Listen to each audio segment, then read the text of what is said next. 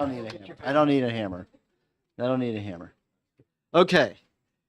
All right. We start out. So we're doing insurance first, right? We're doing insurance here. All right. So who do we have? We have Hunt.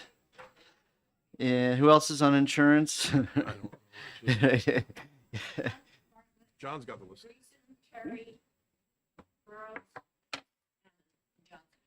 Okay. It sounds pretty good. Okay, Bartlett. And who was your other Dems? McAleer and Burroughs. When I was here, there she is. Okay. Okay, so everybody's here, right? Yeah. All right.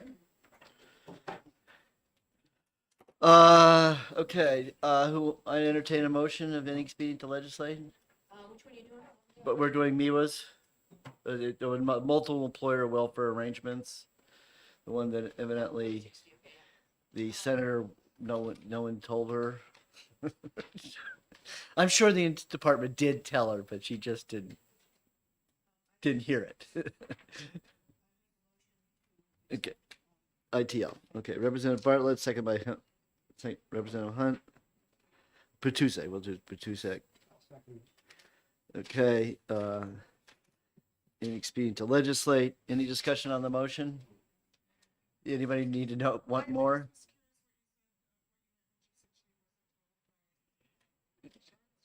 Well, there is this perception out there that we could create a limited market for people to come together to create health insurance. I mean, I hear a lot of times people keep talking about the Chamber of Commerce. Can a Chamber of Commerce, So, and it's just that people don't need to know that that's just never going to work for insurance. You need critical mass. Yeah, you gotta to really make it to handle that the statistical odds of having a cancer patient that's going to cost you $1 million. You need to have 3,000 lives, and that's really that's our MIWA law is the 3,000. We have on the books this other. What is it called? The other one is called. Yeah, once you just have them, the Purchasing Alliance. That's it. That's right, Purchasing Alliance. And we've had in the purchasing. You want to hit the mic. The Purchasing Alliance is on the books. That's correct. And one of the requirements would be to be a qualified purchasing alliance. And you're correct. That had been at 3,000 members for a long time. Last year, as a part of legislation, I think it was last year, as a part of legislation, it was changed to 500. To But 500. You're right. I mean, to the extent that you're looking at sort of a critical mass and some predictability, higher numbers help. Right. So you got to have it. And then, but there's the startup cost to put one of these things together. So an idea of a pilot program, where that ever came from, I don't know, but you're not going to go into it with knowing that it could sunset in 2 years on you. I mean, if you're going to go into something like that, you would, it's a serious investment to pull it off. Wouldn't you agree? Yes. Perfect answer. Okay, any discussion on the motion of any expedient to legislate? Okay, committee, please say aye. Aye, raise your hand. 1, 2, 3, 4, 5, 6, 7. All those opposed? All right. Perfect. Yes, please. And the clerk would love it if you do the blurb ahead of time. Not this clerk, the house clerk. We're going to exec this on next Wednesday. Yeah. So this afternoon. So yeah, just no, next Wednesday. We're going to exec. We're going to exec next Wednesday. Okay. All right. Relative to coverage for certain mental illnesses. 373. Why am I drawing a blank on this bill?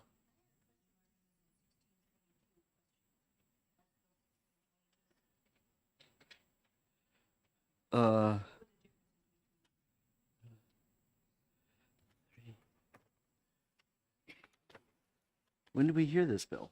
1622.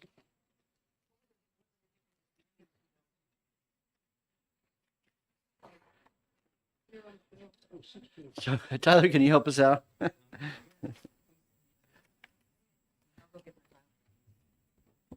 Yeah, so Senate Bill 373 was actually one requested by the Insurance Department in order to basically take advantage of federal guidance around mental health parity comparative analysis and requirements that are being imposed by the federal government through the DOL on carriers serving self-insured employers. The Insurance Department has been working on mental health parity compliance for a long time. And to the extent we align our efforts with the federal efforts, then we're asking the carriers to produce one set of comparative analysis, Okay. taking advantage of the economies of scale with that. Okay. So I think we have an amendment for this one. Is that? Yes. Yeah. That's why it's here. That's why it's on the calendar. Okay. John, Yep. the amendment was in the last part. It was supposed to read the commissioner shall adopt rules as necessary. Right. Very simple little amendment. Kristen, do we get an amendment made up for that one?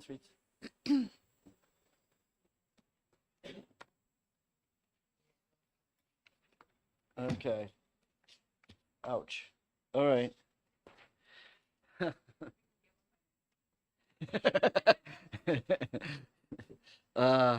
Shoot. Okay. All right. So yeah, because it was going to be the commission shall adopt rules if necessary, It's As- fine with us. As necessary. as necessary. As necessary. Okay. Do you mind just sending that to her and so that we can have that for the exec So session? we were supposed to get an amendment. Yes. Well, the shall is not being deleted, so the shall is going to go back. I'm doing this one. It's, and the Senate changed it to may, because all they did is change that one word, and we're changing it as shall adopt it as necessary. Which is same as the shall. There's two ways to say shall. Okay.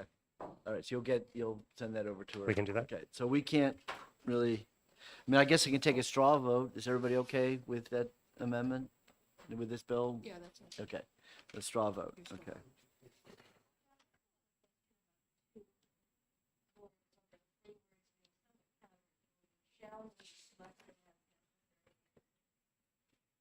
Must, but maybe you need to put your mic on. I mean, I don't think it's enough to vote in opposition, but it just seems like a wonky way of doing language. What's the better way to say it? Tyler? I think we're flexible. I think either way, to the extent that, look, I think at the end of the day, if rules are necessary, we will do them. We just don't want to be obligated. And this really came out of an LBA audit of the department. You didn't do rules when it says you shall do rules. So anyway, you get to a point where we have some flexibility. We're happy. So who thought this was necessary? I'm trying to remember who. I don't know where that came from. What English teacher thought we should change it in the first place? Maybe you did, Klein. I didn't propose it, that's for sure. But I know I have my notes here, but I don't But know. I- Does anybody remember? I did make a note to follow up on it. I remember the conversation, but And as I said, I'm willing to support the vote in either direction. okay. I just, the wording, and I think we've started to see that wording elsewhere. I think some other bill we had that on, or we suggested that on, so. I have to admit, I like the word may. Because shall implies that they have to think about it. And I if must we- admit, I like may better than shall. and I if think we- that's one of my rules of thumb. and if we stay with May, we don't When it need comes to amendment. health insurance and mandates for Yes. insurance. It doesn't matter either We way. just did, yeah. We initially had drafted it with May, but we're flexible. All right. Paula, Paula, former insurance commissioner, what would you rather see? Right. Okay. All right, so let's just pass this as is, and then we won't have to worry about it. What do you guys think? Okay. All right, Representative Van Houten. No, she's on the subcommittee. Okay. All right. Then the word as being necessary, if we pass it as it is not in there. Yeah, because it's that's May. That's what May means. Yeah, May may means. as necessary. That's where I think the conversation came out was. Right, we wanted to be very specific that they Yeah, should if they need. May So- May was that May would be they found it necessary. So, if it's may, we're giving the discretion and the decision-making authority to them. If it's shall, then we're saying you need to do this. No, So we're because not gonna it's do shall as necessary. Well, I thought the as and then they would necessary- have to decide that it was necessary, Okay, not so- us. So where did deem go? So deem is gone. Adopt rules as deemed necessary. So where are we now? We're adopting Just leave rules. it. Leave this. Just ought to pass on the bill. We're not doing anything. So what you suggested yesterday is vanished. We're just doing may. We're happy with it the way it is. As it is. Yep. We're taking. So everything in between is off the board now. OLS is swapped. Yes. Well, we did our due diligence. And we're trying to help OLS out. I'm sure they'll appreciate that. Right. Okay. All right. So, That straw still working? no, the straw, we'll forget about the straw. Got us there. Is it a plastic straw or paper straw? Yes, right. I'm sure. it was What line is that on? This deal. Straw? Okay. All right. So, No, I know. who would like to carry this bill forward? Who cares about mental illness? Who cares about? Explain why the straw is necessary. Okay. Okay. So, but for the committee right now, I'll do it, and then Patusek is a co-sponsor, so he can do it. Okay. So I will move it, and Representative Bartlett seconds it. We move ought to pass. Any discussion on the motion? Seeing none, everyone who's in favor, please raise their hands on the subcommittee. And that's unanimous, 7-0. Okay. Even better. All right.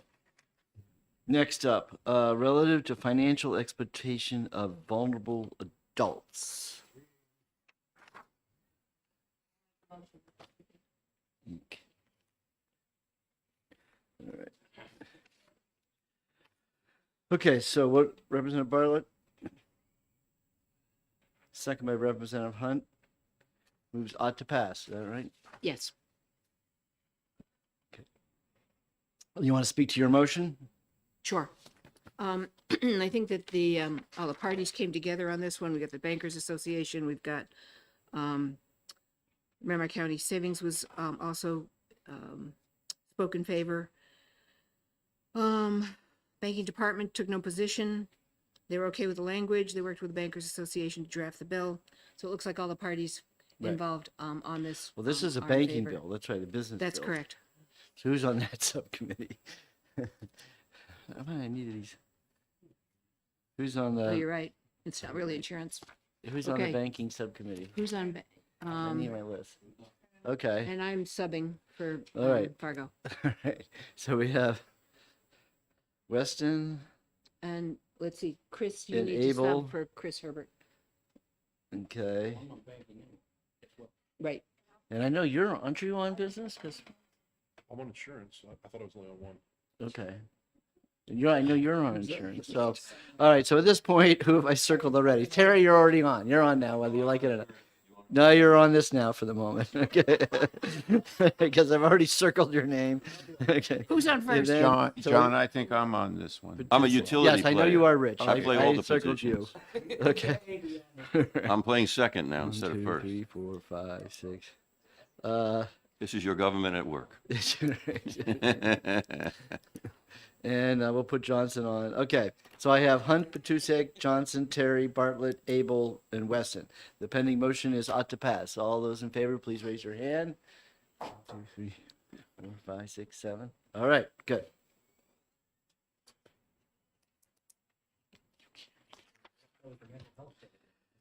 Okay, relative to the sale of manufactured housing parks. All right. Uh-oh. This is just a straight ought to pass, right? Anybody have a problem with that? Or who would like to? This is number 210. 210. All right, what subcommittee is this now, Mr. Chair? This is business, Okay, so I'm back. so you can be on I'm this. still on that too? You can be on. No, now I'm on this one. Yeah. Great. Oh, my pen died. Okay. Yes. Thank you, Mr. Chairman. in reading the text of this bill, I don't see anything that provides the residents of a park protection against any retribution should they vote the wrong way. Yes.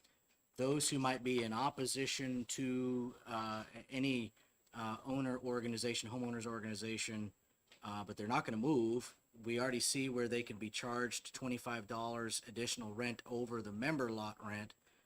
But how do we protect them against any retribution because the board felt like they should have voted the other way? Because that never happens, I know. Yeah, it's like the devil's in the details on that one. What are you talking about for retribution? I mean, how detailed exactly? Yeah, what kind of retribution? wanna I mean, talk how do you charge retribution? You know, It could, I don't know. People get pressured suddenly. They're being nitnoided to death on quote unquote violations of the rules, and they get. I don't know how. Look, if there's a jerk in the Excuse room, me. that person will always manage to be at the top of the pyramid. And so, and sorry, not you excluded, of course. Representative Greason, I think that discussion really came up in the other bill, SB 324. This Yes. is, So did you want to bring this up with respect to this bill? Because I have retribution with, I agree with Representative Weston. You brought this concern with respect to, what was it, 324? Did you want to, did you want to mirror that concern in this bill as well? No, we could certainly. Are we on the mental health bill again? no. Sure. How are you sure, feeling today? I will withdraw my comments and concerns about Until we get to retribution 324. until we get to the next one, and then I'm going to lay it all out on the line. Sorry about that. I did have the wrong bill. I'll remind you when we get to 324 if you Thank need you, to. my fellow Jamaicans. Who's made the motion on this one? Who would like to? None. Okay, Weston. I wrote down amendment question mark. Is anyone else remembering that? Okay. I thought we were okay. Okay. Okay, Weston, second by Patusek, moves ought to pass. Any discussion on the motion? All right. Oh, yes, Rich. My reservation on this is the special status that the, let's see, what is it? It's the, I'm losing this. Wait a second. The lending, that the lending, organization has, and the new and the Manufactured Housing Association, because it's requiring that they be the ones who do this. And what if the association wants to have a different organization do it? I don't think it borrows from another organization doing it. It's borrows- just- I it's know just- it bar- it's notification, It would, okay. just notification of them that it's out there, but in terms of. if I'll they vote for this, but I still don't like the basic bill at all. No. can- So, You want to speak to that? Why? I mean, why are you uncomfortable? Because I think that this bill basically, these two bills basically are ensuring that there's one lender who continuously gets to be the lender, and that the only one that's really making any money from this is the previous owner. Very limited market. Well, that's not free enterprise. I mean, I mean, I just think this is a self gratifying kind of thing, in that it's not fair to the residents, because they're forced to do something that they hadn't even signed up for. So, I just don't like to have a lending institution be able to do 10-year loans and automatically charge them again and again and again. There's no way that the owners can now ever pay off the loan, because they're not charging enough to do it. And it's just ensuring It's just ensuring that the lender is perpetually going to have a loan and perpetually will be paying it off. Would you buy a house this way? These No. are, these are So- just notifications. Yeah, so let me cut to the chase, Rich. Okay. These are This just- whole law was created by the legislature in sympathy of mobile home park owners who, and I will just state it again because I just want to rub it in, who refused to get a lease and have a contract with the park owner to ensure that they knew how much their rent increases would be. But they never did that, never have, always thought there was a reason for them not doing it. And then they came to the legislature and say, oh my God, help us out to get financing so that we can buy the park. That was the idea. The legislature, fortunately at the time, because we don't have a state bank, we actually have a housing authority, which is a nonprofit 501c3, because I think I write checks out to them. Okay, and they are willing to take on a loan with how much down payment do you actually get? You don't get any down payment. So I don't know any real estate transaction where you can buy something without having a down payment. That's the reason why this organization is the organization of choice, because it's the only one. And they're a nonprofit, and they're all that when the money comes in, they turn it around and loan it out to other people who are struggling to be able to get a mortgage. So it's a very valuable, honorable organization. So I know that you're feeling a little sketchy about it, but I can assure you that they are a very good, very important part of New Hampshire. And it's a good reason why we don't have a state bank, because it does what the South Dakota State Bank does, which is to go give low financing, low mortgages. In this case, a mortgage that has no down payment. So yes, it's a little awkward in terms of how they do the deals and how it's set up, but that's so it could work. Thanks, I hope that helps. Well, I don't change my mind on this, but I will go along with you. That's fine. All right. Any more discussion on the motion of ought to pass on Senate Bill 210? Seeing none, all those in favor, raise your hand. 2, 3, 4. Okay, passes 7-0. And I'm sure you'll take care of this in caucus. Okay. Senate Bill 212, relative to liquor manufacturers. That title needs to be changed, isn't it? Beverage manufacturers now?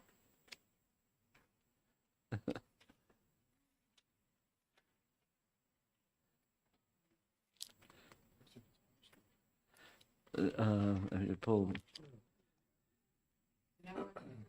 Yes, Now we're on to liquor subcommittee. yes, we're now on the liquor Okay, subcommittee. and that would be Bolio, Van Houten, We get on our side. Patusek. Okay, Batuchik, I've got Batuchik, Abramson, and that not here. Greason subbed for Abramson when necessary. Okay, Does that sound right? okay. And so who else who were the Dems? Bolio and Van Houten. We get Bolio's here, great. Yep. And Van Houten. Okay. And so I got Patusek, Greason. I'll put myself on there. So that's 3-2. Okay. I'm gonna do this is 212, right? What? No negative, right? Negatives on this one. Which one is this one? Why does it change the beverage?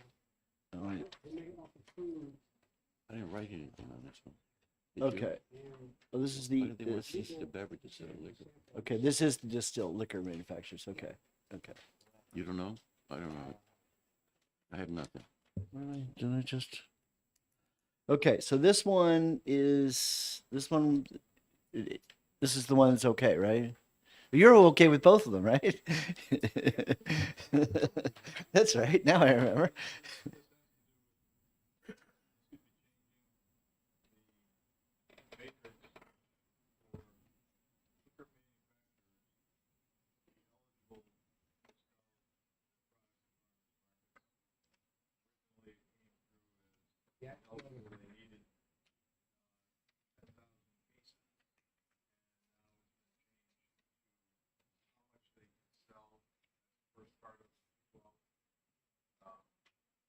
And the second part is a provision that the distillers wanted to allow for tastings. Yes. Right. And they're gonna and they can get a mixer with it. They've always been able to mix. Okay. But yeah, and you did lower they on the Senate side they lowered down how much alcohol. Ounce and a half. Right. A shot. Okay. All right. Representative Patusek, seconded by Representative Billio, moves to pass. Yep. Go ahead. Thank you, Mr. Chair. I had a question about the number 839 liter cases. Some other bill that we have dealt with, I recall having a different number, and I want to make sure that we're not confusing or contradicting or conflicting with other bills that have passed. Why don't you take a seat here, Aiden? Yeah. And press the button and pull the mic, and you're good to go. So far, so good.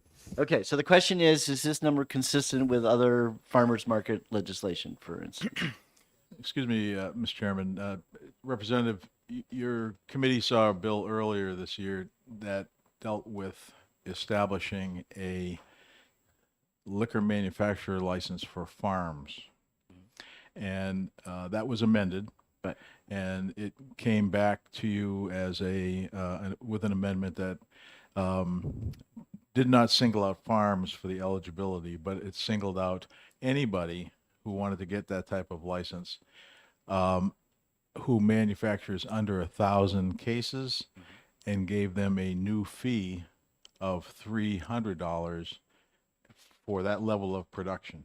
If they exceed that level of production, then their fee would go up to $16.95, which is what it is now. This bill has to do with, it's an extension, if you will, of what a liquor manufacturer can do. So let's assume that this new business gets in, they become a distiller or get a liquor manufacturer's license. They make 750 cases in their first year. They are still eligible because of the amount of their production to take their products to farmers markets if they wish, and operate there to sell it at retail and offer samples, things of that nature. So they're similar in that they deal with liquor manufacturers, but they're separate, and they do mesh well. We don't see any problem on our end if both of these bills were to pass. Okay. Works for me. Further question? Yes, Representative Beal. I have a question. Thank you, Mr. Chair. I have a question about the farmers markets umbrella, like the Department of Agriculture that governs the farmers markets. Are they fine with this legislation? Do you know? Well, the liquor manufacturer's attendance at farmers market, it was the third piece in what was previously allowed for beverages, and then for wine, and the establishment of allowing liquor manufacturers to get there was just rounding it out. So we have nothing to do with the umbrella of the farmers market process, other than to tell the licensee, you're eligible to attend and participate under the rules established by the farmers market. So I'm not sure exactly what those are, but we would expect them to adhere to those rules and whatever limitations were imposed by the statute. Okay, Representative Van Houten. Thanks.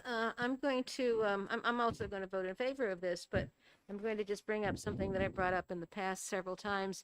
Because as we see these bills kind of pulling together, I see the three tiers being shoved elsewhere. And I'm not necessarily 100% a fan of the three tiers, but if we're going to have that system, let's have it. Let's not go beyond the parameters of the system.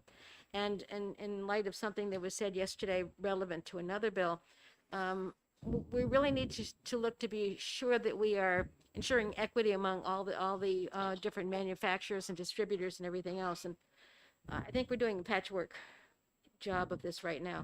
I'm not blaming you, nor am I blaming the legislature, but I think in our haste, if you will, to bring things to life again in New Hampshire, to get people outside, to get people enjoying themselves, we may be patching up pieces and not being careful about how the whole lay of the land is going to be presented. And that's just my soapbox for today. And Aiden, nothing against you guys or anybody.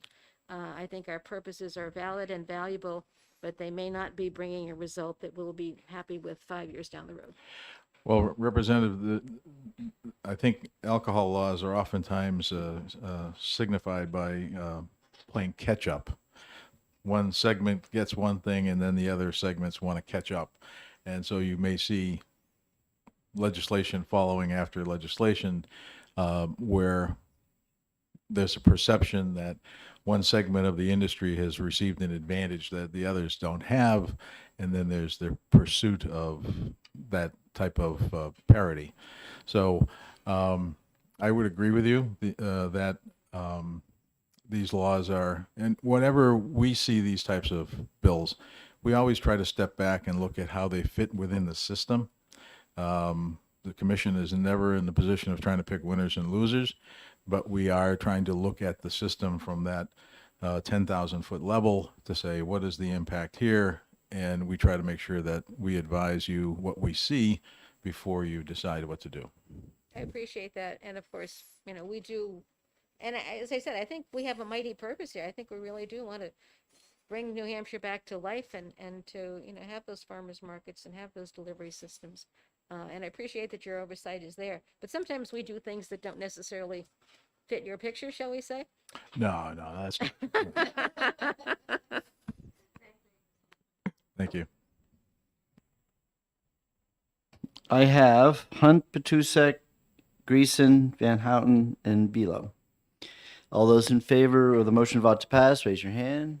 1, 2, 3, 4, 5.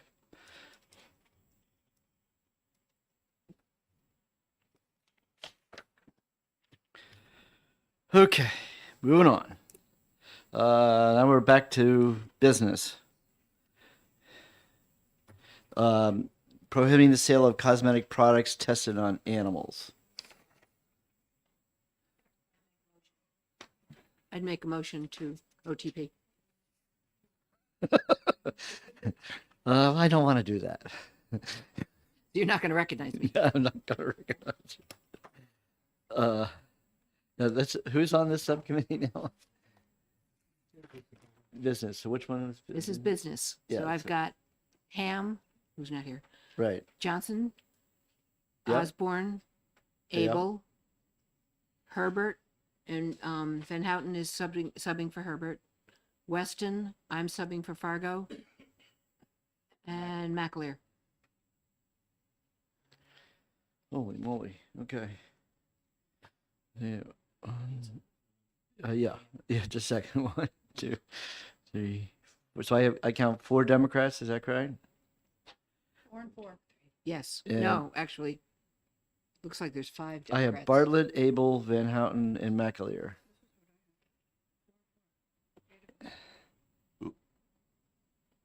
Okay. Yep. You're all set. 4. Oh, it's 4 and 4. Right. So we'll have Tell me Hunt, what you want. Patusek, Osborne, Johnson, and Terry. Okay. So I'm more interested in entertaining a motion of inexpedient to legislate. Anybody like to make that motion? Okay. We'll have discussed in just a second. Okay. And Representative Terry. Okay. And Representative Johnson, you're recognized to speak to your motion. Johnson. The reason for ought to pass is one, we're making, Inexpedient to ITL. legislate. ITL, sorry, yeah. One, it's making a law for a special class, which we shouldn't be doing, it's against the law. If we're gonna do this, we're gonna do it we should be doing it for all manufacturers in New Hampshire. So across the board, we either make it for all or make it for none. Okay, Representative Bartlett. This is making it for all cosmetic manufacturers. No, I mean all manufacturers, Right. period. The Because question you're being making is, it for a specific class of people, manufacturers of cosmetics. That's against constitutional law. You're no, not Rich, we supposed to be should, making a her law. point being is that shouldn't we be saying that no testing on animals, period, regardless of the industry that's doing the testing, regardless of the nature of the business? If we're going to ban animal testing, why are we only picking on one industry, which frankly doesn't do it anyways?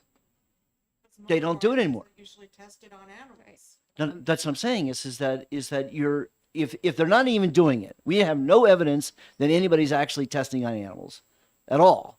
Why would you pick just that one industry rather than? It's traditionally been done. I would venture to say that there are a lot of industries that absolutely test animals. So maybe we should come back with an amendment that replaces this and puts it for all industries. Is that what you would prefer? I'm not challenging, I'm questioning. Right. The point would be is if it really were, if in terms of her point, which is, I have a different point, but that her point is that if you're going to do this, you should not be picking out just cosmetic industry. You should be saying is we don't want any testing on any animals, period, in the state of New Hampshire. And so my question is, would you be bringing an amendment to rewrite this to make that? If we can't get this ITL, yeah, I'll put an amendment in that says we can't do this, and then So, Representative Bartlett.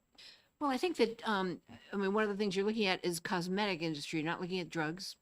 You're not looking at some, other kinds of industries that possibly still need to be able to test on animals. This is cosmetics. Cosmetics have a very different use than life-saving drugs, for instance. And I think that this is it's been in federal legislation for years. It's been bogged down. So now they've gone to Why? the states, looking for the states to at least make a very minimal move to prevent cruelty to animals for an unnecessary reason. Cosmetics are very different than life-saving drugs. And I'm willing to make that concession and that admission, recognition. But I think that we have manufacturers that may still consider and have historically tested their products or ingredients in their products on animals.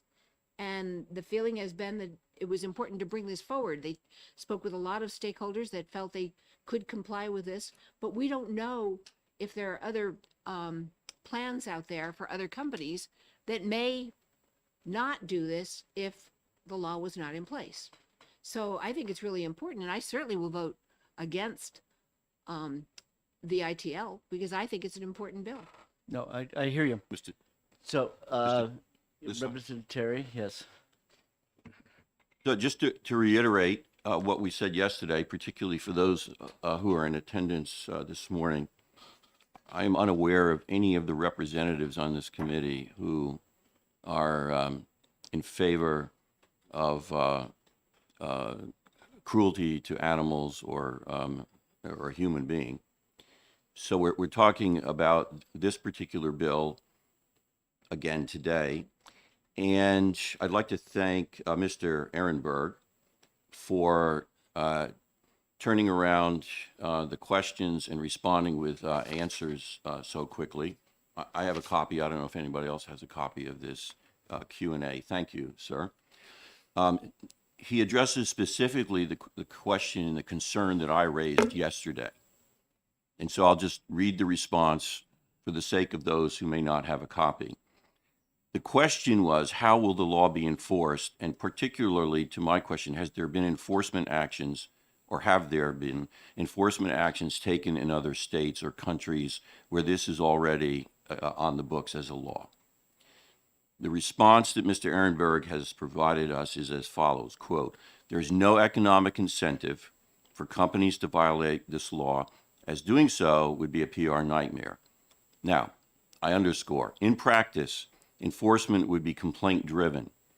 Someone needs to bring a complaint, and that would spur an investigation. California, Nevada, and Illinois laws that have been in effect since January 1st, 2020. I interject at this point, that's more than 2 years ago. Continuing. And thus far, we have not seen any enforcement action that had to be taken.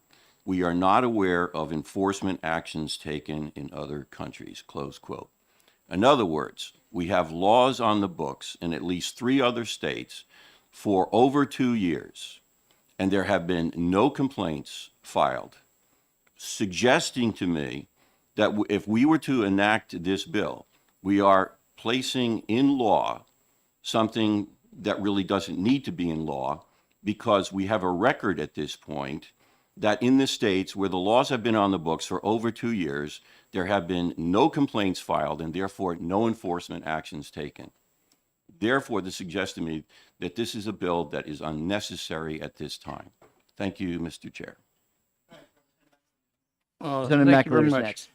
I could argue exactly the opposite of that point. The fact is that the bills have been in effect, and maybe in fact there's no enforcement because people are obeying the bill. So I think that's the other side of the story, and I don't see that that's no reason not to have that bill enforced. Thank you. Representative Bartlett. Thank you, Mr. Chair. So I think it's really important that we have deterrent. It's difficult for, in only 2 years, it's a very short period of time for these bills to have been tested. The other part of it is that there is deterrent. It's not easy to determine whether, individual ingredients may have been animal tested. That information takes time to come out. But I think that the history of this industry has not been good, and they've only been cleaning that up their act by pressure. And a law prohibiting them from being able to test on animals would keep that pressure up. Okay, here's the reason why I'm opposed to it. And that is when I got into the exemptions. And the exemptions are unbelievable. You can drive a truck through them because theoretically, the idea that says, well, there's no non-animal alternative method or strategy recognized by any federal, state, and organization to test safely the cosmetic ingredient or non-functional constitution. So if the idea that, okay, so the testing might be okay, right? That's what the whole list of here, there might be okay to do this testing. That's, to me, that defeats the whole purpose of the legislation. Then when you have the exemptions that are a whole page long for a statute that's one sentence. And I think it's very disingenuous to say, oh yeah, we've banned that, when you have all these exemptions in here. Let alone the fact is, why are you picking on one industry? Well, because it was an industry that had history. But the history that I know today is everybody's got on their product, we don't test. So it's already the marketplace, and this is where I come in. The marketplace has already addressed this problem. If somebody were able to, see something that animal testing was involved, believe you me, that would be on the front page of the newspaper.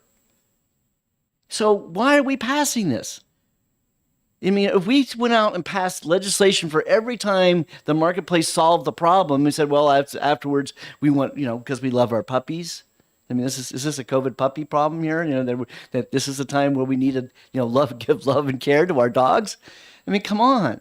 No, this is an unnecessary legislation. I respect that the Humane Society has made a big effort and want to push this, but that's a cause that they care about. I mean, I understand, but heck, why aren't we worried about all the other stuff? I mean, we actually did have a bill in this committee. It was about antifreeze, and that antifreeze kills dogs. And the only reason the bill didn't pass was that Paul McCachran, may he rest in peace, was offended because we had in it that you couldn't, the company that was manufacturing this special chemical that was putting into the antifreeze wanted wanted to be exempted from lawsuits if it actually damaged your engine. Okay, I'm telling you, we all care about dogs. We all want to take care of our animals. When she made the point to me that, well, why are we stopping with just cosmetics? And I said, well, that's because that's the headline. That's the newspaper line. That's what everybody hears about. But it's old news. And I just don't think we should be cluttering our statutes with things that the marketplace is actually resolved. Representative Bealow.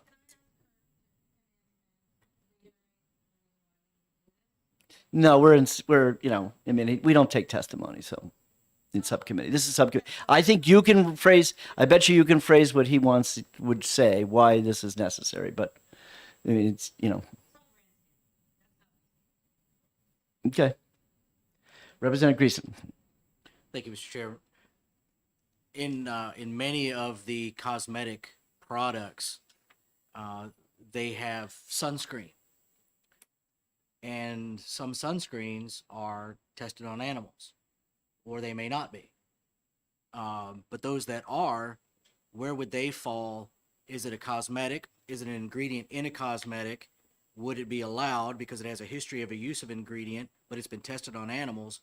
How do we know? Because there are so many, everything from food colorings to fire retardants to all kinds of other products get tested on animals for various different reasons. Some of those may go into cosmetics, but they were tested on animals.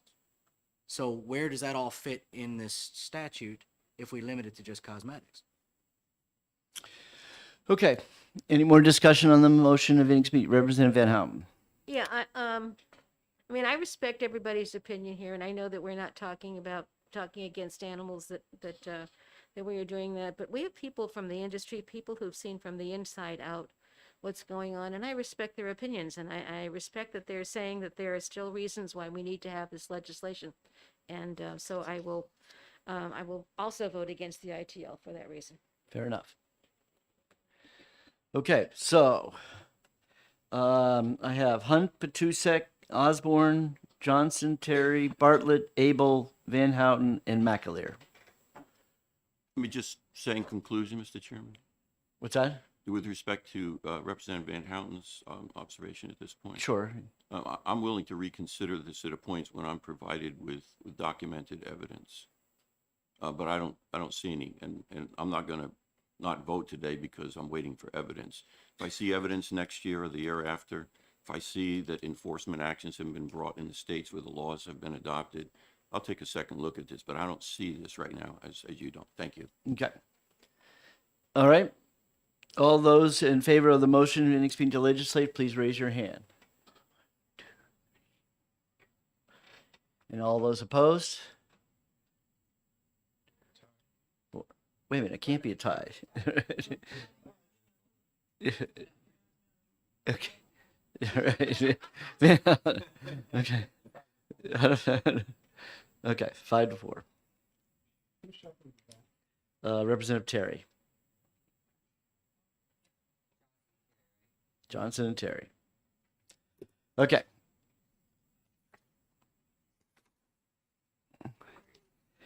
Next up, 355, requiring online marketplace to disclose certain information to consumers.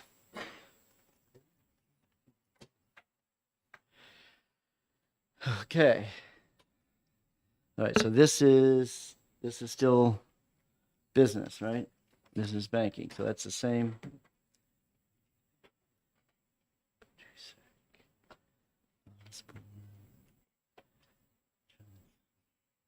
Terry.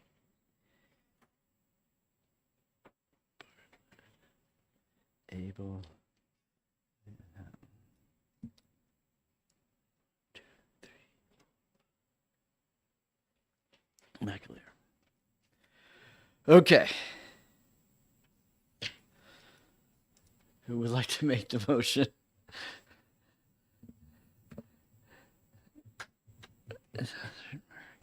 I'll make a motion to ITL. Okay, Representative Johnson. Second by Representative Terry. Moves NXP to legislate and recognize to speak to her motion. I believe, doing some more research and looking it over, most of these big companies already take responsibility for their market that they, people that sell on their website. The ones that really need the oversight is like Facebook Marketplace, Craigslist, things like that. These other people, they can already control how they handle their third party sellers. So why do we need a law when they can already do it and then protect the consumers? Because if you know that someone's going to protect you based on their business model, then you're going to do more business with them. If they're not, then you have a choice not to. It's consumer beware, and just follow from there. Representative Burrows. I would just argue that, the threshold is $5,000 of sales, which isn't a lot in sales. So there are other marketplaces other than Walmart and Amazon that can't afford to give that protection when they're using these third-party sellers. So I think that those companies, those consumers need protection there. Not everybody buys from Amazon or Walmart or CVS.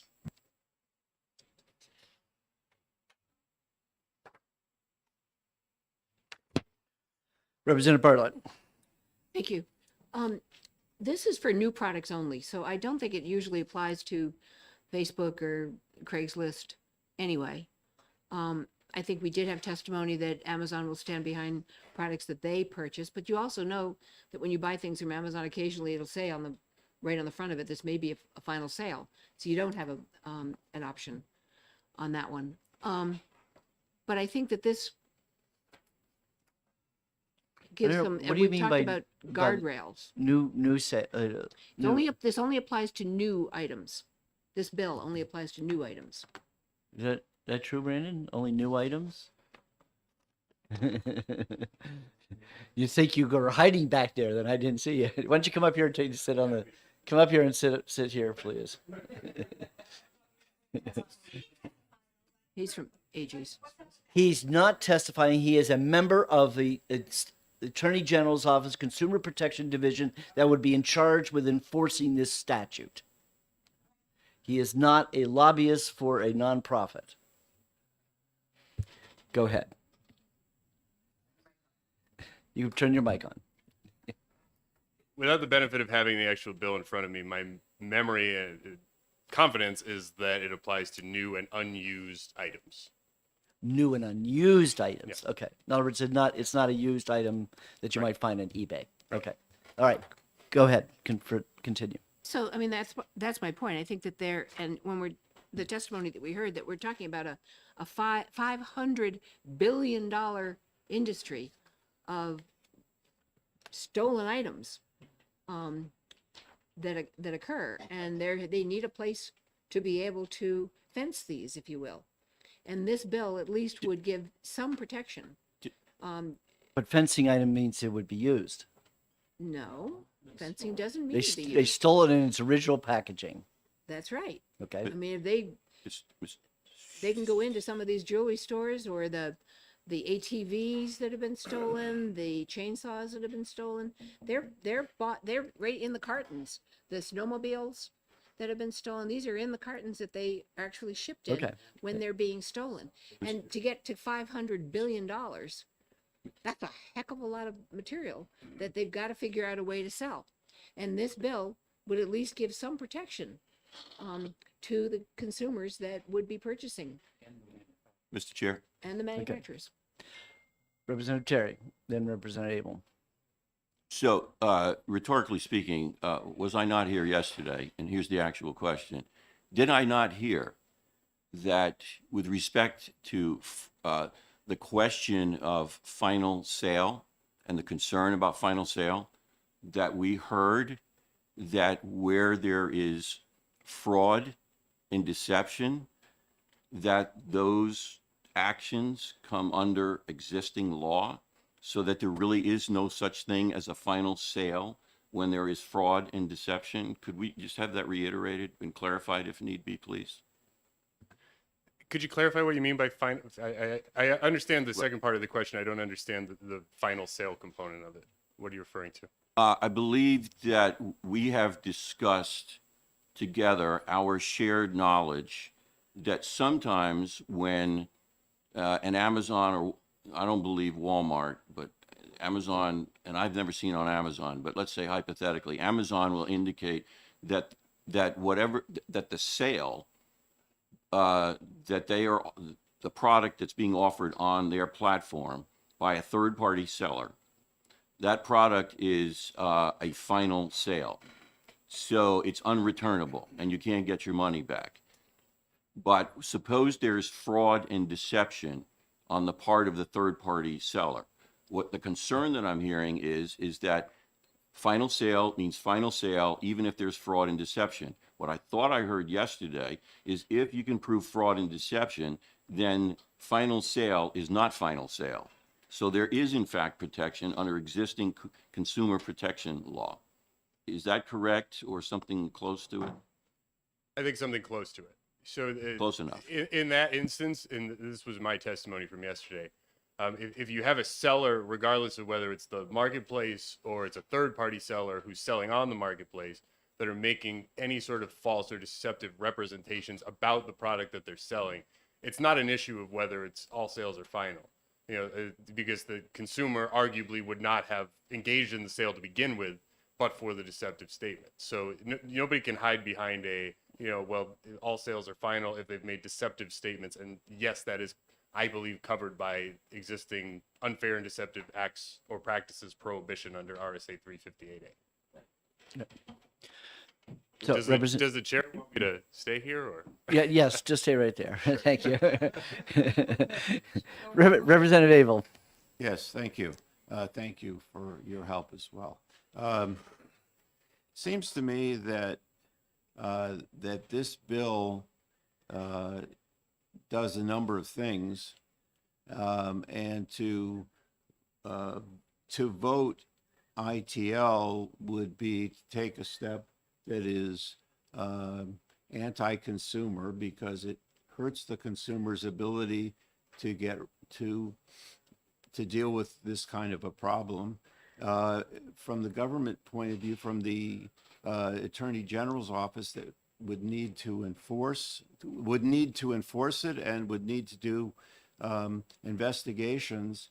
It makes it much much harder to identify the party that has defrauded someone. And thirdly, I think this is to vote for an anti-business position, because the businesses that are acting as the platform are taking a lot of, this is a big loss for them, a big expense for them to deal with these kinds of problems. They're in favor of this bill. And so I'm surprised actually that my colleagues from the other party are taking a position that will be interpreted as both anti-consumer and anti-business. And that's the way I see it. So I'm going to vote against the ITL. Representative Bartlett. And we also had testimony from the New Hampshire Police Association that supports the bill strongly. So I think that that's also an important endorsement. Representative Greason. Thank you, Mr. Chair, and thank you for sitting in the hot seat. I appreciate that. Happy to. Would this legislation cover Facebook Marketplace, Craigslist, eBay, and those types of platforms that allow sales? Understanding it would, we definitely understand it would cover an Amazon and a Walmart, but what about the Facebook Marketplace and things like that, where more than likely the stolen items from the smash and grabs are going to find themselves listed because of Amazon has quite the scrutiny to be on their marketplace? So I don't know that there's no yes and there's no no. I think that depending on whether this covers an online marketplace that allows third-party sellers who are dealing in new and unused merchandise. So to the extent that I know, Craigslist, I don't spend a ton of time on Craigslist, but the times that I've been on it, a lot of the stuff that's being offered are, private parties selling their used items, their personal items that they're trying to get rid of. So it would not apply to those sales. If there are, and I don't know if there are, third-party sellers on Craigslist whose business is selling new and unused merchandise through Craigslist, potentially it could. I don't think that's Craigslist's business model. I have to admit, I'm very unfamiliar with Facebook Marketplace. I know that there are a high volume of similar private sales of used merchandise on Facebook Marketplace. I'm unaware of whether they have like designated high volume third-party sellers like Amazon and like Walmart does. But if they did, that were dealing in new and unused merchandise, then I believe it would apply to them as well. Representative Bealow. I just have a question. Is Facebook considered a marketplace? Online marketplace? It is? They I'm have not on Facebook. they have so many features. That's the problem. It's just, evidently this is a consumer feature, but I don't trust Facebook, and I don't go anywhere near it myself. So I think we got to Representative get this Bartlett. discussion back to the bigger picture. These are the big operators that are trying to move big thefts, and that's what this is to protect from. So I guess allowing enforcement to be able to have something with teeth in it. but we haven't seen. We We're not don't talking have an about Facebook. anecdotal story of someone of this really actually occurring in New Hampshire. We know about we've the smash and certainly grabs. We've had some big thefts here that are done with organized crime, and they've got to find a place to sell their stuff when they're taking out truckloads of ATVs and chainsaws, and these are all in the original packaging. They come in, they smash it, they have picked it up. It's gone twice in Manchester, one of the ATV. We don't have laws against stores there. thievery and organized crime to Yeah, begin with. right. But There this you would go. protect how they're getting rid of their products. Okay, Helps the Representative police. Van Houten, go ahead. Thank you.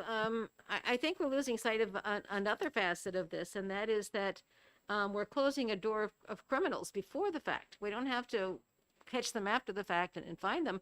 I mean, as far as I know, and I've not lived a criminal life, but as far as I know, anonymity is the greatest strength of a criminal. If I'm going to steal her phone right now, I want to do it anonymously, without being seen, without having my identity compromised. And so I think that that's another facet of this as well, because we don't only have to worry about criminals after the fact. Why open doors for them to have that criminality now, especially in such large volume as what we're talking about? Thank you. Okay, Representative McAleer. Thank you. Just remember that this not only protects the consumer, but it also protects the manufacturer. And believe me, the manufacturer is very interested in finding out, who's doing these break-ins and taking their stuff. So I think we fail to recognize that as well. Thank you. Okay, Representative Greason. Thank you, Mr. Chair. How would we go about protecting a consumer when the third party is in Guangzhou, China? Because you buy things on Amazon Marketplace and the seller, they already list where they're located, and your option is Guangzhou, China for $5 or Hoboken, New Jersey for $27. Which one are you going to buy from? And you don't have 27, but you got 5, so you buy from Guangzhou and now you're toast? I mean, how are we going to protect people when that third-party seller is overseas? Representative McAleer. Thank you. I think the answer to that question is that once we find out that seller is from China and somebody's been taken, then the Amazons, the Walmarts, they're going to shut them down. So we may have to wait until a crime has been committed, but I think this law will prevent those people from. But they're already doing this now. I mean, I suggested yesterday that I've had issues in the past with a third-party seller. I've contacted Amazon. Amazon has refunded me the money immediately and said that they were going to undertake an investigation of the third-party seller because it's bad business for Amazon to continue to have a third-party seller selling stuff on Amazon if these issues continue to present themselves. That reflects badly on the third-party seller. They go right after them and terminate them, and boom, no more on Amazon. That's the experience. That's what's happening. I mean, that's real life. Representative Petusek. Ask a question of the Yes. gentleman in the hot seat. Thank you, sir. Basic question. Would this bill, when it becomes law, if it becomes law, enable, disable, or be neutral for your position? I guess I need you to elaborate a little bit on that question. Yeah. Okay, My position as chief of the Consumer Protection Bureau. Yes. So in what you asked, enable, disable, or be neutral. In what regard? My question I think basically- it would enable him to be Yes. able to make a phone call and try to make the consumer whole. Yeah, it Right. would certainly enable him to do that. Would this make your job easier? Is basically enabling, in my view. So I don't know if it's as simple as answering that question. I don't know that I can answer that exact question. Will it make it? It would make it easier to identify high volume third party sellers if the online marketplaces are complying with this law as adopted and compiling, verifying, and providing contact identifying information for high volume third party sellers to consumers or to the Attorney General's office upon request. Thank you. Okay. Any more discussion on the motion of inexpedient to legislate? Seeing none. All those in favor of the motion, please raise your hand.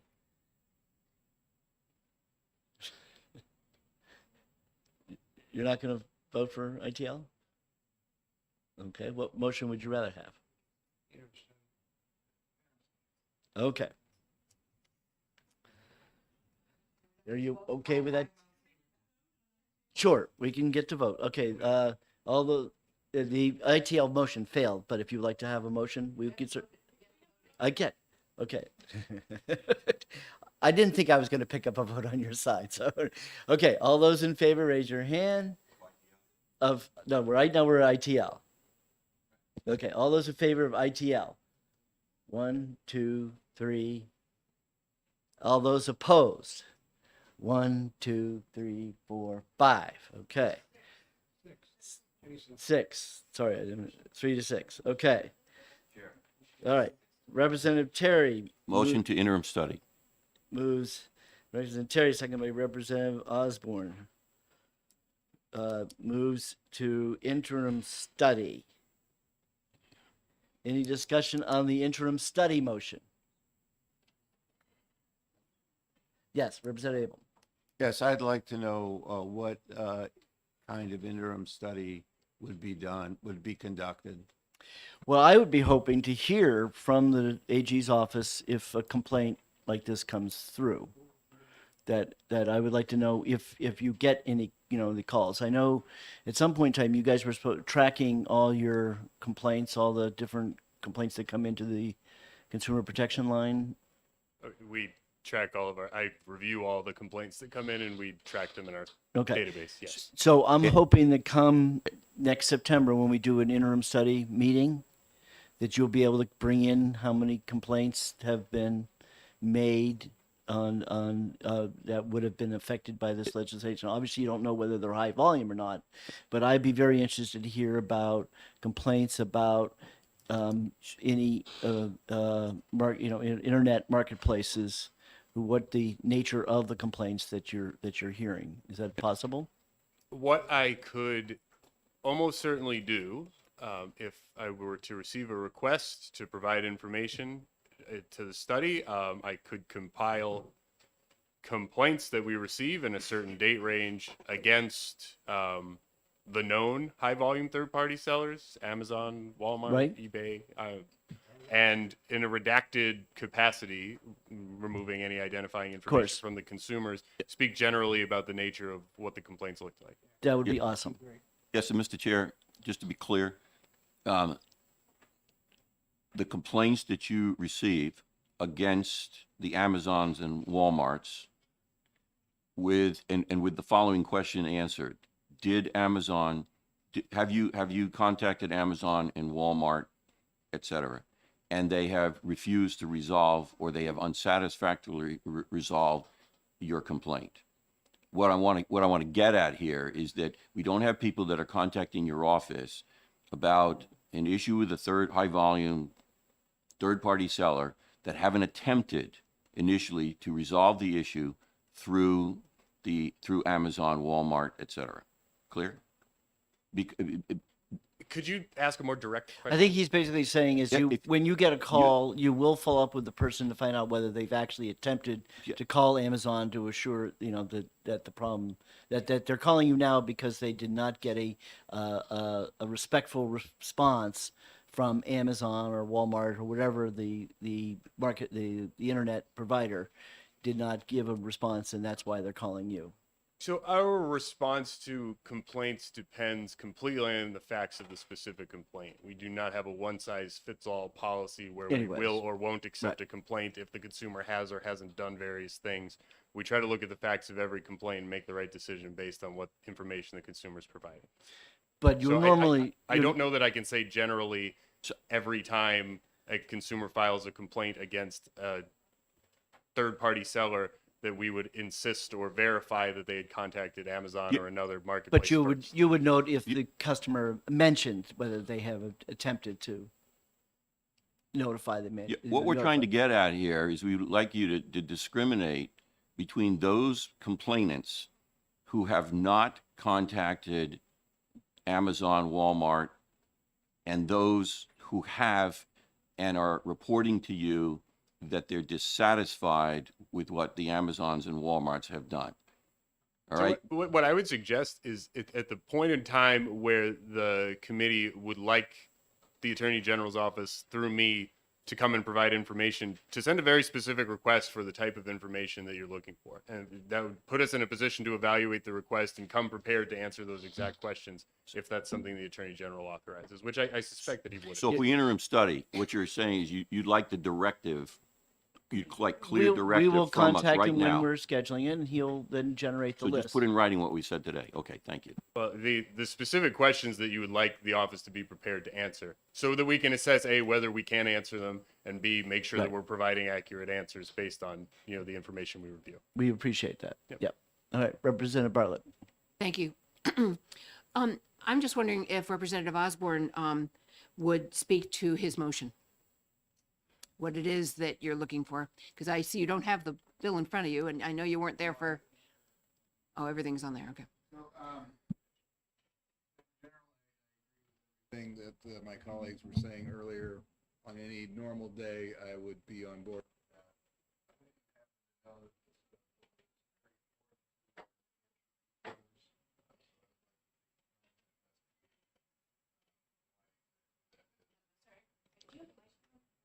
He does. You have to turn your mic on.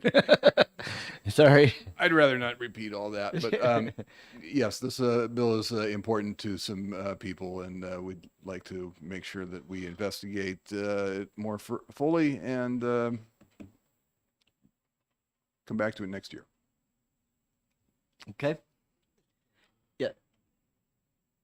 It was discussed. I wrote a note here to myself from yesterday that the Retail Association does not see any need to make any modification to this bill, despite personal testimony suggesting some mechanism. And what I don't remember is what that mechanism is supposed to be. And that's there was some other discussion going on in there, but some kind of a mechanism. If anybody recalls that from testimony yesterday, so maybe this interim study might be able to determine what that mechanism might be. The language that I wrote down, Mr. Chairman, is needful of a mechanism, suggesting a need for a mechanism to identify TPSs and have that displayed to the consumer. That's what he, yeah, Attorney General Brandon recommended. Okay. Is the motion clear now? It's interim study. All those in favor of interim studies, raise your hand. 1, 2, 3, 4, 5. All those opposed? 1, 2, 3, 4. Okay. All righty. Onward and upward. Thank you. Thank you very much, Brandon, for coming in. Senate Bill 324, relative to resolution disputes for condominium unit owners, homeowners association, unit owners, and tenant-owned manufactured housing parks. I will make the motion of inexpedient to legislate.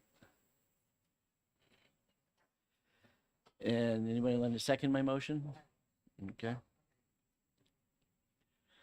Okay.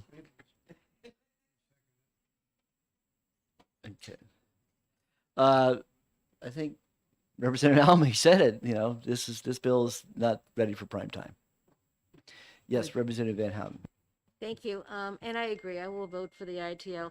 I'm just hoping to clarify. I think there was a little bit of confusion when the bill was discussed yesterday. The original bill is very different from the bill that we're looking at right now. Right. The bill that we're looking at right now just gives the owner, whether it be a condo or another similar kind of building, to go back to the board and bring that complaint to the same person. And that just seems counterintuitive. So if I have an issue with you because you have fined me for something, I can get a hearing with you, but I don't see that that's going to be very helpful. The mechanism of going to court has always been available. And so with great respect and I certainly feel for the people who've come. I understand their concerns and their needs. This is not the mechanism to make them whole in the way that they want to be made whole. And so I will reluctantly vote ITL, not because my heart is not with them, but because this is not the right way to fix it for them. Okay. All right. Is the motion clear? All those in favor? Okay, yeah, which committee is Which this? committee is this? Subcommittee? This is business, so. Yeah. And so Osborne has left the house. Okay. Right. Okay. Okay. And Gary, Bartlett, Abel, Van Houten. Okay, Hunt, Patusek, Greason, Johnson, Terry, Bartlett, Abel, and Van Houten. And it's, Mackley, because you're way down at the bottom. That's how I keep missing you. Okay, sorry. Sorry, Chris. Okay, all those in favor of inexpedient to legislate, please raise your hand. 1, 2, 3, 4, 5, 6, 7, 8, 9, 10. Can zip. Okay. I don't know how we get to 10, but I don't know. I guess I must have counted 1, 2, 3, 4, 5, 6, 7, 8, 9. Okay, 9-0. Okay. I think Representative Weston is going to be up on that one. You raised your hand.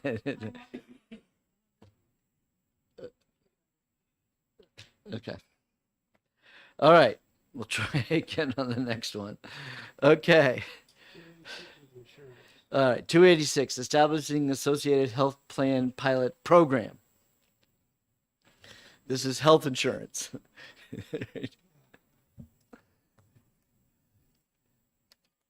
Okay.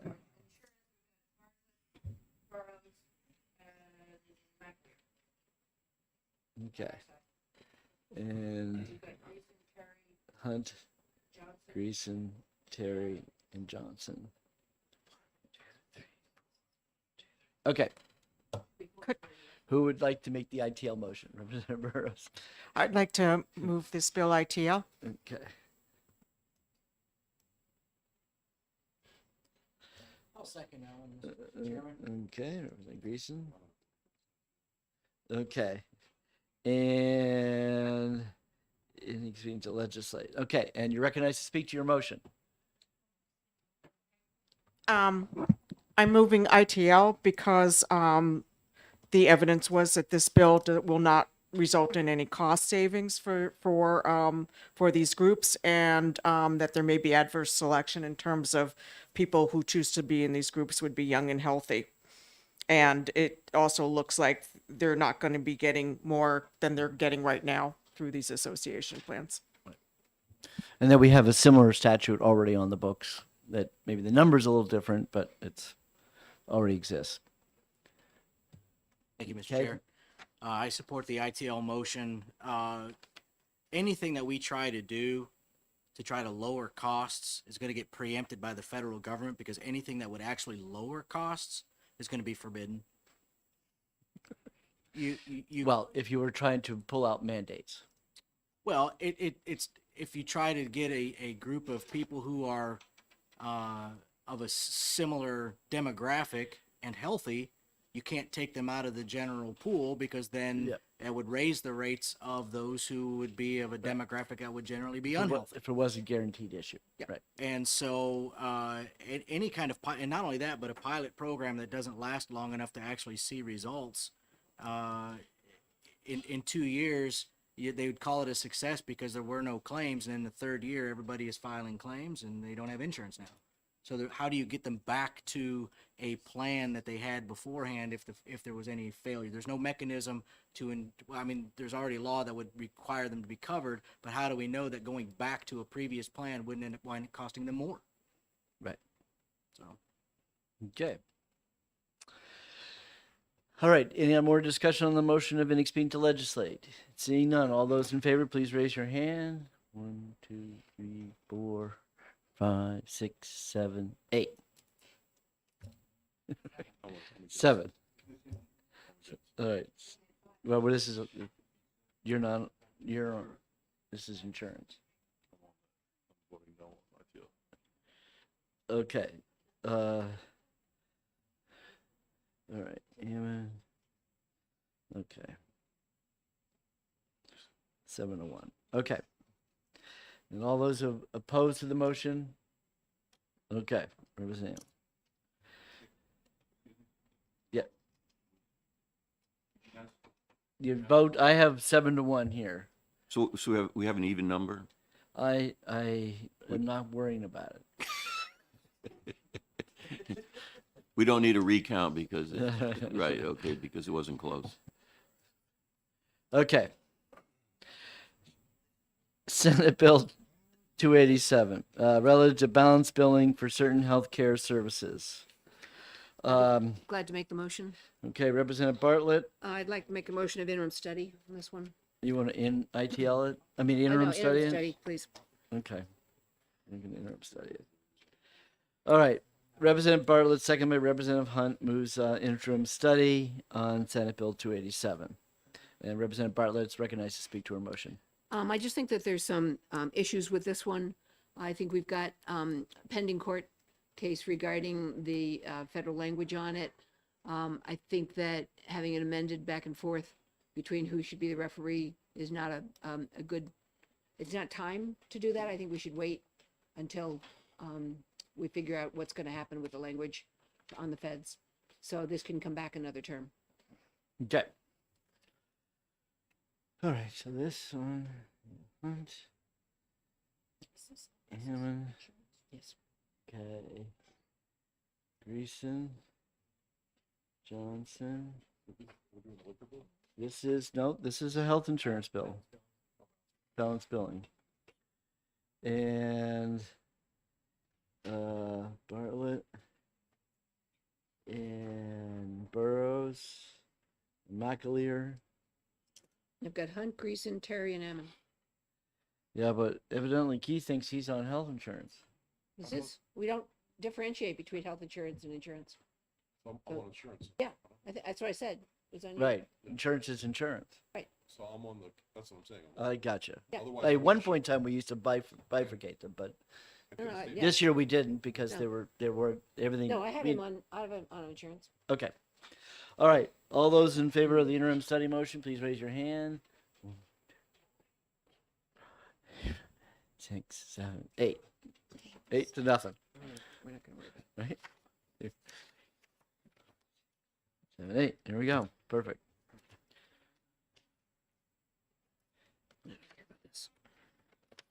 And last but not least, relative to direct-to-consumer shipment of alcohol to New Hampshire residents, Senate Bill 340.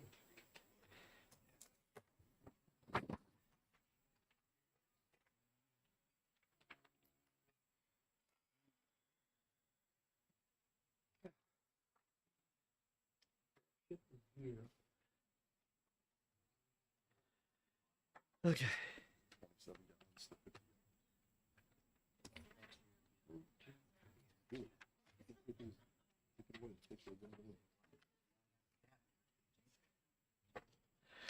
Okay, so I have a particular problem with this is because I agreed to the 27 some 25 years ago. What's the motion? So I'm just saying that I'm somewhat conflicted on this bill. Do we have a motion to discuss it? We don't have a motion. Listen, you want to make a motion? Well, Representative. I was hoping somebody make a motion because I'd like to hear from Mr. Moore. Okay. I move ITL on Senate Bill 340. Okay.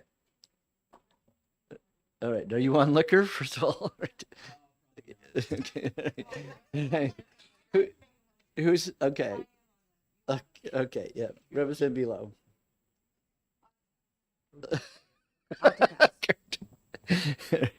Okay. She moves ought to pass. And excuse me, here we go. Okay, so let me see who I've got here. All right, so I have Petusek, and we have Greason, and Petusek will second the motion. Okay. So who else is on liquor now? Van Houten, of course. Yeah.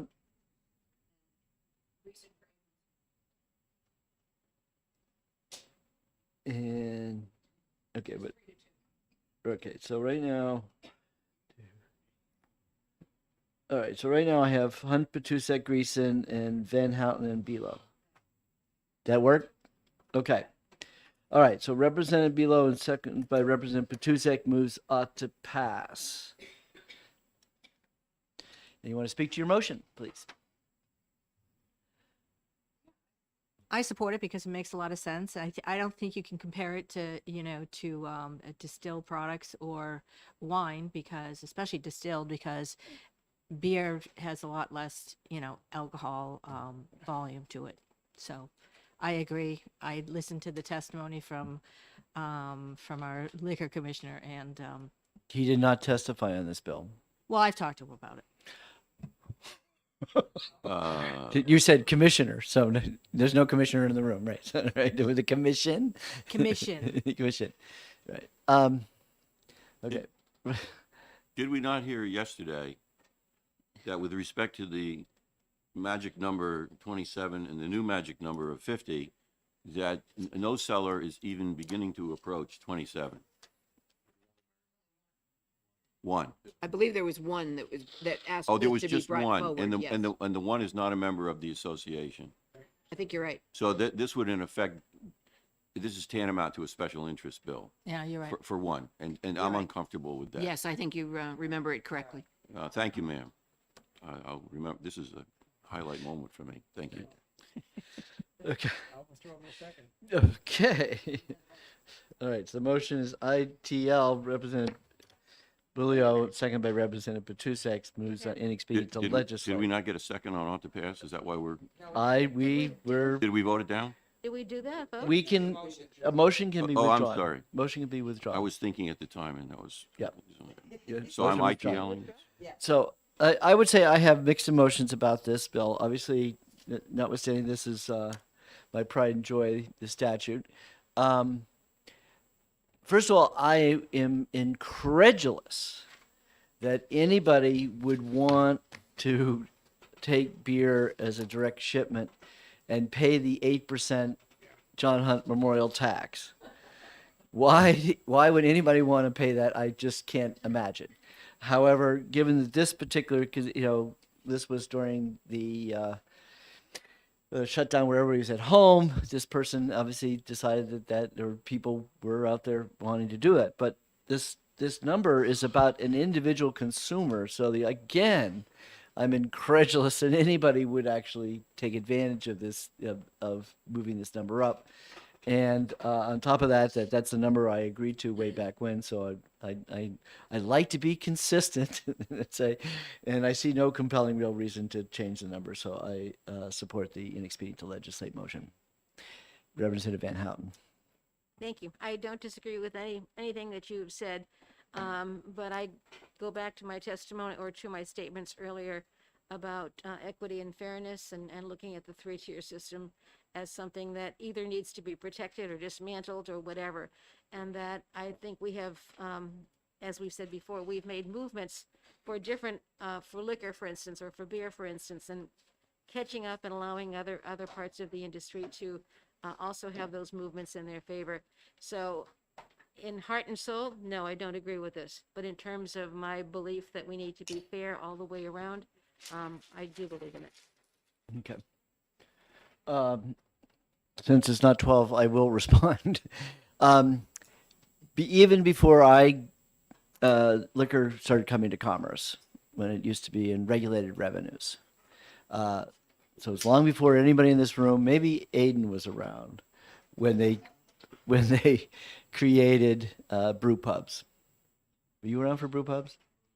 Okay. And I am sure at the time somebody pointed out that brew pubs are the trampling. I mean, this is not just stomping. This is trampling, destroying, kicking the three-tier system. Because in that case, it violated every element of the three-tier.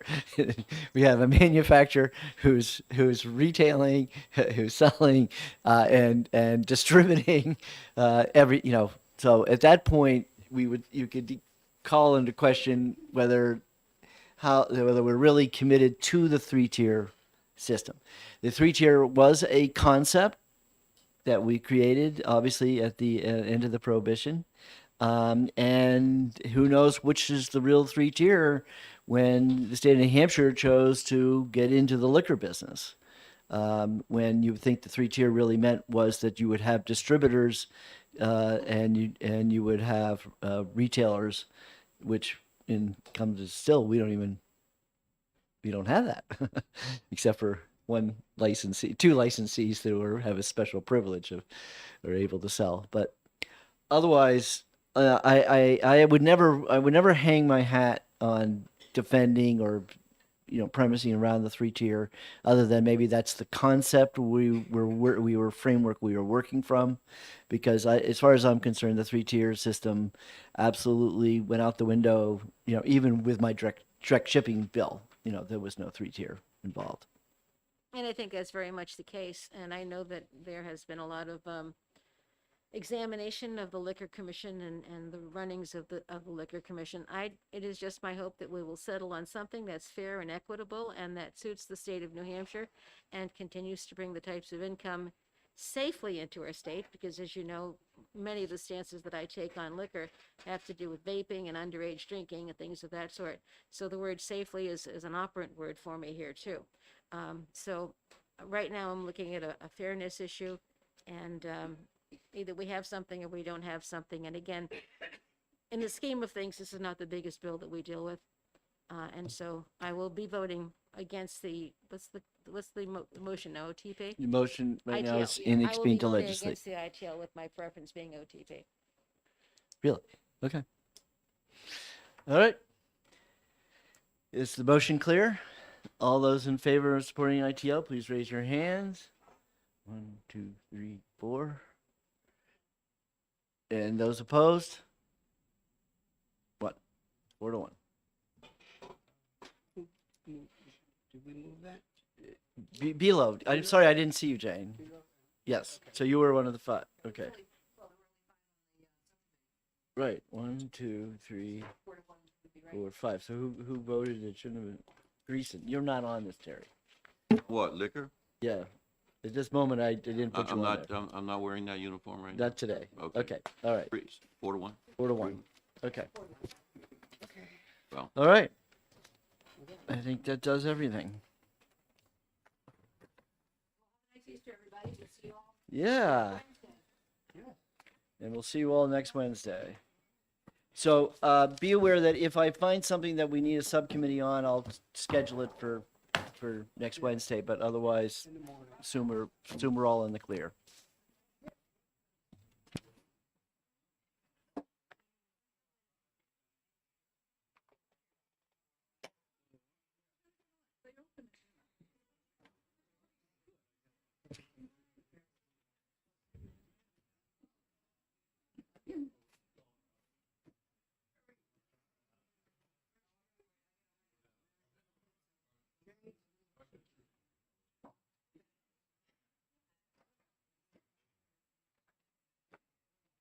All right. Take care, guys. See you soon. Always a pleasure. Pardon? Yeah. Well, when I saw that she was 2.5 day, and there's a woman that's a wonderful woman, like she's like my second mother. She always guides me appropriately, and I do the opposite of what she tells me. So she really is very maternal. And haven't always seen her since the pandemic. So we're meeting at